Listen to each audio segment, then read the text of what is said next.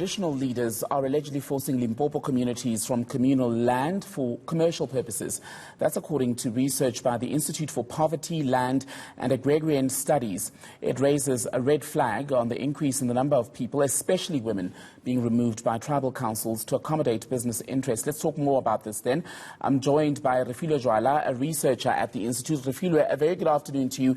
Thank you so much for being with us. So you've counted about 400 families that you say have been removed off their land for commercial gain by traditional leaders.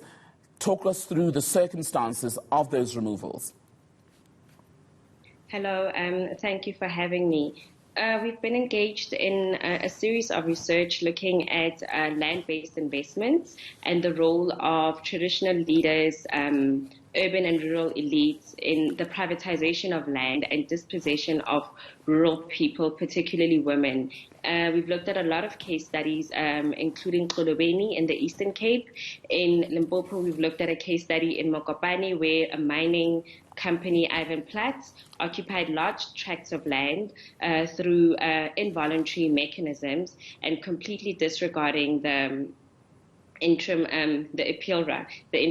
protection for informal rights. So what we found is that women in particular are being disproportionately affected, particularly in the case of mining, where they are often entirely excluded from the new wage labor in the mining economy. The enclosure of farming, grazing land and water resources is having a huge impact in terms of people's livelihoods. And as a result, households are relying, as we know, on social grants and remittances where possible. And Refiloe, what becomes of these families once removed? The 400 that you've studied, where are they now? Well, in that case study, that's that's part of an emerging research project that's looking specifically at the privatization of land and the less visible processes that are reconfiguring people's land rights, livelihoods and land uses. What we've seen in Limpopo is that with these large-scale land acquisitions, households are being pushed to nearby rural towns and into RDP housing, and sometimes these households don't even receive proper title for the housing that they allocated. And I'm wondering if then once these purchases have gone through, in terms of benefit, does it go strictly to the traditional leaders, or do the people who are left behind in those communities also draw some sort of benefit? Well, compensation oftentimes is unfair because what typically happens is that there isn't proper consultation with communities, and traditional leaders working in partnership with private investors don't necessarily obtain the necessary consent required according to also international standards. So in our case, for instance, in Mokopane, one key informant told us that households only received 2,000 rands, a once-off payment, and they've lost their land to the mine, which has acquired a lease for 30 years.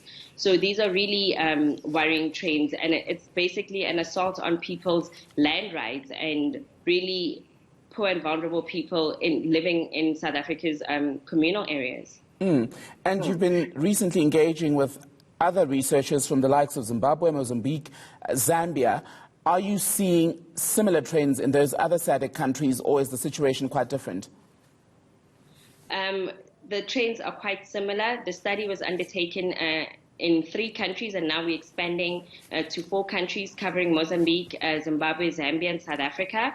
In Zambia, for instance, what's been happening is that traditional leaders have been working with private investors to convert customary land, which essentially secures and provides people's occupation and use rights under customary land tenure, and converting that land to state land, which then means it can be transferred.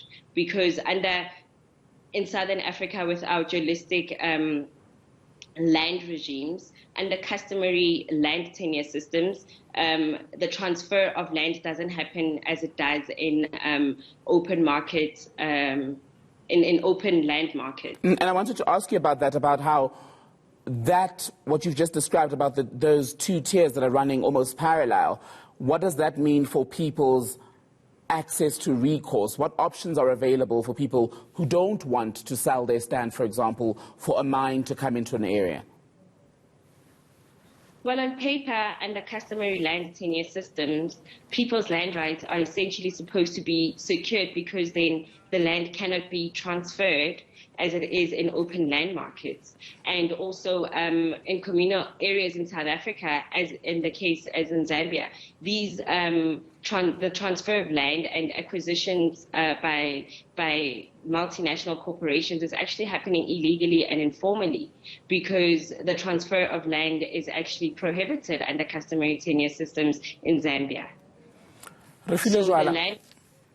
Oh, apologies for that. You can finish your point, Refiloe. No, I was saying in the case of Zambia, with the customary land tenure system, it protects people's rights. It's when the land has been transferred to state or leasehold, then that it can be transferred for commercial activity. All right, Refiloe Joala, researcher at the Institute for Poverty, Land and Agrarian Studies. I finally got it right. Thank you.